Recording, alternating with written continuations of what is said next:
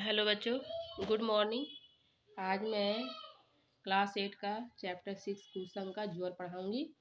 हाँ, कि कुसंग मतलब अगर आपका जो संग होता है, आपकी मित्रता अगर दोस्ती अच्छे लोगों से नहीं है, गलत लोगों का आपका साथ है, तो आपको उसका रिजल्ट भोगना पड़ेगा, बहुत ही खराब रिजल्ट भोगना पड़ेगा। इसलिए अच्छे लोगों के साथ संपर्क बनाए रखिए। ओके, तो यहाँ पर कुसंग कौन कौन है मतलब खराब लोग कौन कौन है, इसके बारे में हम लोग पढ़ेंगे।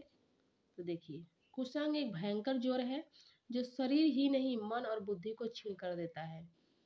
बड़े बड़े कुसंग का मतलब क्या दिया गया? बुरे लोगों का साथ।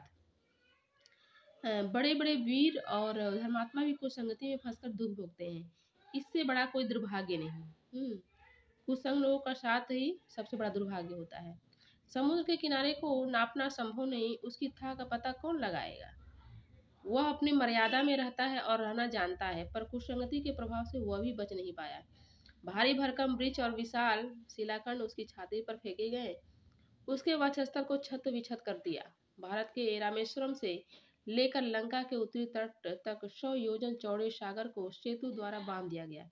भालू और वानर उसके हृदय को रौंदते हुए उस पार पहुंच गए। उसकी सारी महिमा ही मिट्टी में मिल गई। यह सब हुआ इसलिए कि उसके पड़ोस में लंका थी। लंका में रावण जैसे राक्षसों का विनाश था। राक्षसों की कुसंगति समुद्र की महिमा को ले बैठी। कविवर रहीम ने ठीक ही तो कहा है, बसी कुसंग चाहत कुशल यह रहीम जिस शोष, महिमा घटी समुद्र की रावण बसो पड़ोस। रावण जो पड़ोसी होने के रावण समुद्र का पड़ोसी रावण होने के कारण क्या हुआ? उसका भुगतान समुद्र को करना पड़ा। तो क्या कर सकते हैं? पड़ोसी को तो बदल नहीं सकते हैं, आप वहाँ से खुद हट सकते हैं, उसको नहीं हटा सकते हैं। जैसे हमारा देश पाकिस्तान। ओके, राजा दशरथ से बढ़कर कौन सौभाग्यशाली हो सकता है? जिनके यहाँ भगवान शरीर धारण करके आए, उनके परिवार में कोई अभाव कैसे हो सकता था? पर घर स्वर्ग बना था। 4 सुयोग्य पुत्र और देवी सदृश 3 रानियां। सभी रानियां चारों पुत्रों को अपना पुत्र मानती थी। यहाँ प्रेम का साम्राज्य था। सबसे छोटी रानी थी भरत जननी कैकेयी। वह राजा को सबसे अधिक प्रिय थी। कैकेयी राम को चारों पुत्रों में सबसे अधिक चाहती थी। महाराज राम का राज्याभिषेक करने की तैयारी कर रहे थे। सहसा वज्रपात हो गया। वज्रपात क्या दिया कि मतलब अचानक बड़ी मुसीबत आना। सारे सुख स्वप्न बिखर गए। कल्पना के संपूर्ण महल ढह गए। राजा दशरथ की आकस्मिक मृत्यु हो गई। राम को 14 वर्ष का वनवास हुआ। सीता और लक्ष्मण भी वन को चले गए। भरत ने भी अयोध्या का राजा बनना स्वीकार नहीं किया। इस महान उत्पात का कारण एक तुच्छ विचारों वाली कुबड़ी दासी थी, जिसका नाम था मंथरा। मंथरा ने कैकेयी को उल्टा सीधा पाठ पढ़ाकर ऐसी आग लगाई कि हरा भरा उद्यान एक रात में जलकर राख हो गया। मंथरा की कुसंगति ने कैकेयी का सारा विवेक धो दिया, उसे देवी से राशि बना दिया। गोस्वामी तुलसीदास ने ठीक ही तो कहा है, कौन कुसंगति पाई नशाई, कौन कुसंगति पाई नशाई। कुसंगति का साथ पढ़कर नष्ट हो जाता है आदमी।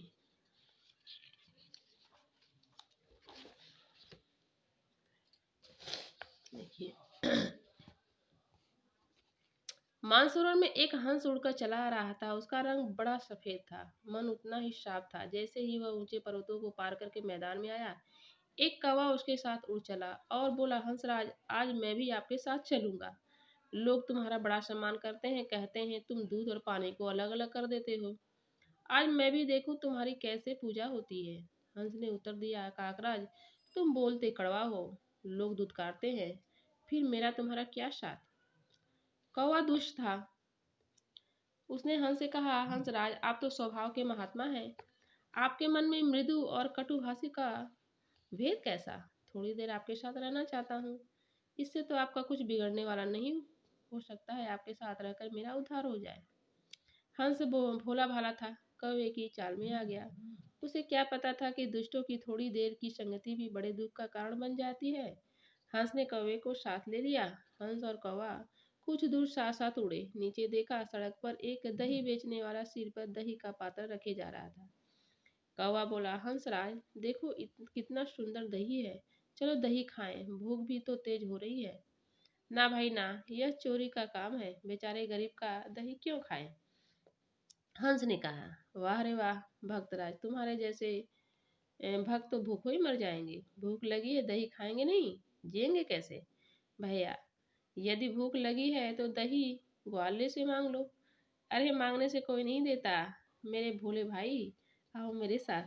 कौवा हंस का पंख पकड़कर अपने साथ घसीट ले चला। हंस और कौवा दोनों दही पात्र पर बैठ गए। हंस का मन चोरी का दही खाने को मना कर रहा था, किंतु कौवा अपनी ग्रीवा नचाकर मतलब जीभ दही का स्वाद ले रहा था। ग्वाले को दही पर बोझ सा मालूम पड़ा। उसने पक्षियों को पकड़ना चाहा। आहट पाते ही चंचल कौवा एकदम उड़ गया। भोला भाला हंस पकड़ा गया और मारा गया। दुष्ट की कुसंगति का और फल ही क्या होगा? कुसंगति का ज्वर कब मृत्यु के मुंह में ढकेल दे कौन जाने। तुलसी इसलिए तुलसीदास कहते हैं, देखो ये बेचारा सीधा साधा मारा गया। क्या कहते तुलसीदास? तुलसी संग साधु की हरे और की व्याधि, संगत बुरी असाधु की हाथों पहर उपाधि। व्याधि मतलब मुसीबत, उपाधि मतलब सम्मान। अगर साधु की संगति आप धरते हैं तो आपको क्या होगा? उपाधि मिलेगी, सम्मान मिलेगा। और बुरे लोगों का साथ पकड़ते हैं, असाधुओं का साथ पकड़ते हैं तो आपको क्या मिलेगा? मुसीबत। केले के पास बेर का छोटा सा पेड़ उग आया। केले ने सोचा चलो इससे हानि भी क्या, अपने हिस्से की हवा पानी लेगा, मेरा क्या बिगाड़ेगा, मेरा क्या बिगड़ेगा। मेरा इसे कुछ भाई बाट नहीं, न कुछ लेन देन है। उसे क्या पता था कि दुष्टों के पड़ोस में बसने से जीवन नरकी बन जाता है। बेर का पेड़ बड़ा हो गया, उस पर खूब सारे कांटे थे। जैसे ही हवा चलती बेर का पेड़ मस्ती में झूमता। उसकी शाखाएं केले के पत्तों से संघर्ष करती और केले के पत्ते चीर चीर हो जाते थे। केले के अंग फट जाएं, इसकी बेर के पेड़ को क्या चिंता, उसे दूसरों के दुख से क्या प्रयोजन। केले को कुसंगति के इस भयंकर ज्वर की पीड़ा भोगना अनिवार्य था। देखकर कवि रहीम कह उठे, कह रहीम कैसे निभय बेर केरे को संग, वे डोलत रस आपने वाके फाटत अंग। हाँ, कभी भी बेर और केले एक साथ नहीं होते हैं। हाँ, क्योंकि बेर का जो पेड़ अगर हवा जब मारेगा तो केले के पत्ते को फाड़ देगा। तो उसका काम ही है, बेर का काम ही है दूसरों को दुख पहुंचाना, अपने क्या है कांटे से फाड़ना, दुख पहुंचाना। वे डोलत रस आपने वाके फाटा तंग, वो तो अपने आप डोलता है, वो बुराई नहीं करता है लेकिन बुराई हो जाता है उसका, मतलब वो जब हिलेगा तो वैसा होगा ही। सो दुष्टों के साथ कभी भी दोस्ती मत रखिए, साफ बात ये है, 100 बात की एक बात है। अब हम आते हैं क्वेश्चन आंसर पर। ओके, देखिए कुसंग की तुलना किससे की गई है? कुसंग की तुलना आपको रावण, कौवा, बेर से की गई है। यह किसको छीड़ कर देती है? रावण के कारण समुद्र का ये हुआ, उसको सुखाना पड़ा, उसमें बहुत सारे पेड़ पौधे सब डाले गए। और हंस जो है कौवे के कारण मारा गया। और बेर जो है केले को छीड़ कर देता है। हवा वो तो अपने आप हवा देता है लेकिन उसको पता नहीं कि मैं क्या कर रहा हूँ। यहाँ पर बेर जो केले को छीड़ कर देती है और रावण जो के कारण समुद्र बर्बाद हो गया और कौवे के कारण हंस मारा गया। समुद्र का पड़ोसी कौन था? रावण। केले के पेड़ के पास किसका पेड़ उगाया था? बेर का। देखिए अब यहाँ पर लेखनी से निम्नलिखित पंक्तियां पढ़कर दिए गए प्रश्नों के उत्तर दीजिए।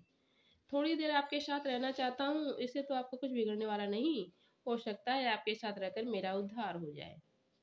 ये वाक्य किसने किसे कहे हैं? कौवा ने हंस से कहा है। वक्ता का श्रोता के साथ रहने का क्या उद्देश्य है?